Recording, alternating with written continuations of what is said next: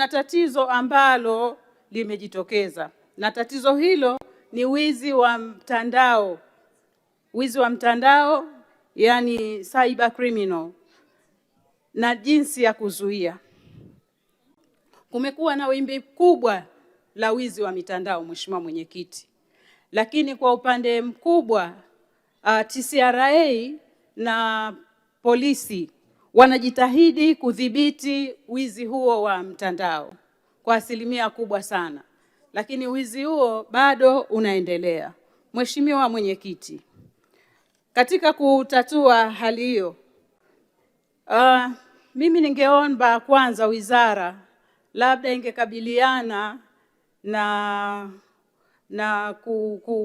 katika hali ya usajili. Usajili huu ufanyike kwa kutumia eSIM line badala ya kutumia zile physical line. Kwa sababu usajili huu kwenye physical line, wezi wa freelancers ambao ndo wanatumika sasa kufanya hiyo kazi, wanasajili line zaidi ya moja, ndo inavyoonekana. Wanasajili line zaidi ya moja na sio kwa mlengwa ambaye amefuata huduma ile.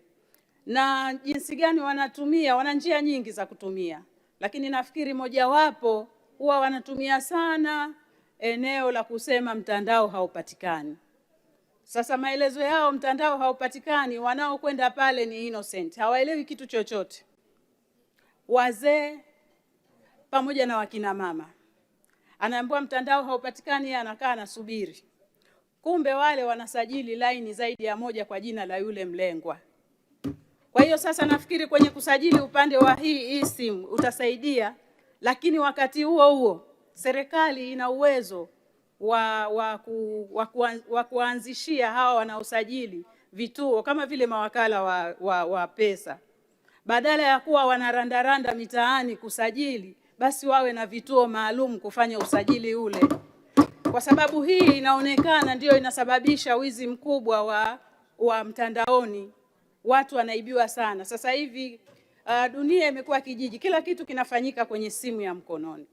Manunuzi yote yanafanyika kupitia simu za mikononi.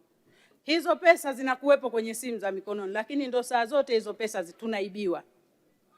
Unaambiwa tuma pesa, rusha pesa, umekwenda dukani unataka kulipa, pesa ile ishayeyuka. Kwa hiyo nafikiri kwa kutumia njia hii, Mheshimiwa Mwenyekiti, serikali ikijipanga na kutekeleza kwa njia hiyo hapo ya kusajili, kwanza kuwapatia vituo wale wanaosajili, lakini pia kutumia hii SIM line badala ya zile physical line, nafikiri itakwenda kuokoa hili janga la wizi wa mitandaoni.